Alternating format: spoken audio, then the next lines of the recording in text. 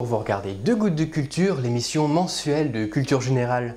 Le sujet d'aujourd'hui, la plomberie. Regardons d'abord le cheminement général de l'eau dans une maison. Commençons par la canalisation d'arrivée principale de l'eau. Celle-ci est équipée d'une vanne qui permet de couper l'adduction d'eau dans toute l'habitation. Dans l'ordre, on trouve ensuite un scellé empêchant aux particuliers d'effectuer des modifications sur le réseau public, puis le compteur d'eau. Ce compteur appartient habituellement à la société distributrice de l'eau. Néanmoins, c'est l'abonné qui est responsable de l'entretien de cet élément. Ensuite, on retrouve un clapet anti-retour anti-pollution qui empêche l'eau de retourner vers le réseau de distribution, évitant ainsi la contamination de l'eau de réseau en amont. Puis un robinet de purge qui permet la vidange de toute l'installation de l'habitation. Ensuite seulement on trouve tout le réseau secondaire, c'est-à-dire la tuyauterie qui distribue l'eau aux différents robinets du bâtiment. Une branche du réseau secondaire est reliée au chauffe-eau qui permet la production d'eau chaude sanitaire. Puis les différents robinets sont alimentés en eau chaude, eau froide, les toilettes alimentées en eau froide, etc. Partent de ces installations les tuyaux d'évacuation qui constituent le circuit d'évacuation des eaux usées. Ces eaux usées sont acheminées jusqu'au collecteur principal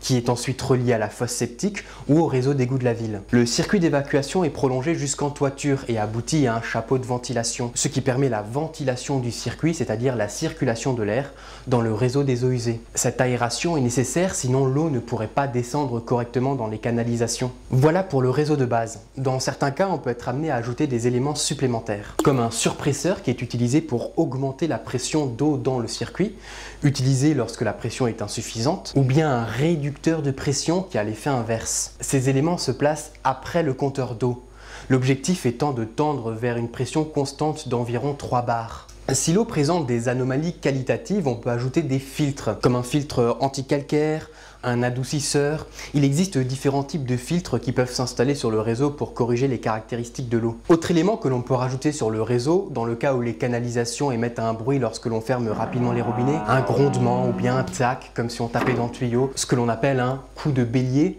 il faut alors installer un anti-bélier. Ce coup de bélier est une onde de choc provoquée par une montée brutale de la pression lorsque l'on ferme une vanne, usant prématurément les canalisations. L'anti-bélier permet d'absorber l'onde de choc et donc d'équilibrer la pression dans le tuyau. Il faut installer cet élément au plus près de l'installation qui provoque ces bruits. Maintenant, voyons les différents types de tuyaux de canalisation que l'on peut retrouver. Le plus courant, c'est le tuyau de cuivre qui a l'avantage d'être résistant, recyclable et disposant d'une bonne longévité. Mais le coût du matériel reste élevé et la mise en œuvre demande des compétences et du matériel. Il existe deux formes de cuivre qui sont commercialisées. Le cuivre écroui et le cuivre recuit. Le cuivre écroui est vendu en barres rigides de 1 à 6 mètres de long et est destiné aux canalisations apparentes. Il a l'avantage d'être droit, mais l'inconvénient de devoir être recuit pour le rendre malléable. Le cuivre recuit est vendu en couronne de plus grande longueur, de 5 à 50 mètres. Il a l'avantage d'être malléable sans chauffage, ce qui permet de le courber à la main. Dans le jargon technique, on dit que l'on cintre le tuyau.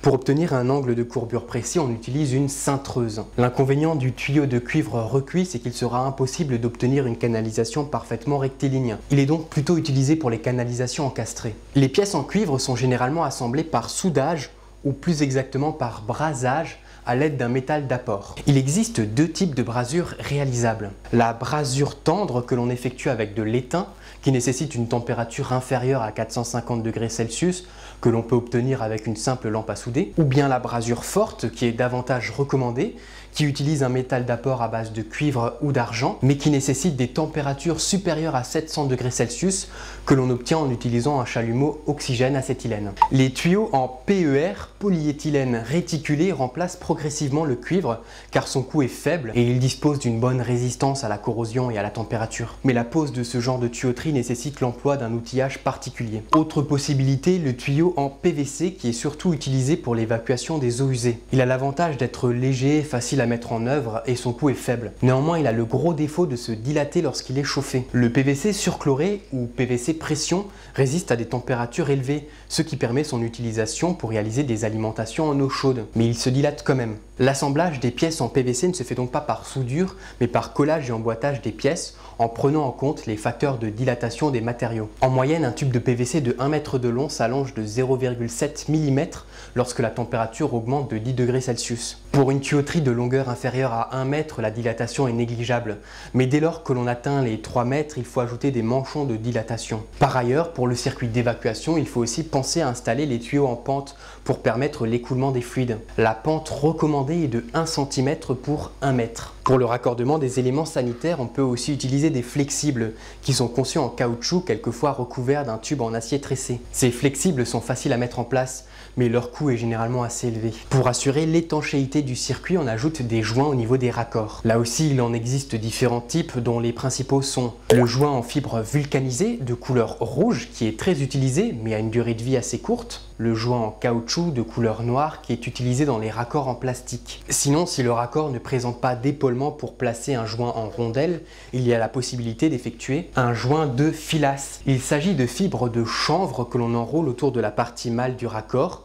On l'enduit ensuite d'une pâte d'étanchéité avant de visser les deux parties. Le joint au téflon est encore plus simple à mettre en œuvre. Il s'agit d'une bande très souple et fine d'un plastique, le téflon. Il suffit d'enrouler la bande de téflon sur plusieurs tours sur la partie mâle, dans le même sens que l'on vissera ensuite la partie femelle. Parlons maintenant du chauffe-eau. Il permet la production d'ECS, eau chaude sanitaire. Il en existe deux grandes familles. Le chauffe-eau instantané qui va réchauffer l'eau uniquement à la demande lors du soutirage et le ballon d'eau chaude qui possède une réserve importante d'eau. La température de l'eau stockée dans le ballon doit être comprise entre 60 et 65 degrés Celsius, ce qui permet d'éviter la prolifération des bactéries, notamment des légionnelles. Mais il ne faut pas aller au-delà car lorsque l'on chauffe l'eau, le calcaire sédimente, ce qui provoque des dépôts de tartre dans le ballon. L'eau se dilate lorsque la température augmente. Pour éviter la surpression dans le ballon, le chauffe-eau est équipé d'un groupe de sécurité qui permet d'évacuer le surplus d'eau dans le circuit des eaux usées. L'objectif étant d'obtenir une pression de 7 bars maximum. Il est aussi équipé d'un clapet anti-retour pour que l'eau chaude sous pression ne puisse pas contaminer le circuit d'alimentation en eau froide. L'eau froide et l'eau chaude peuvent enfin être distribuées aux différents robinets.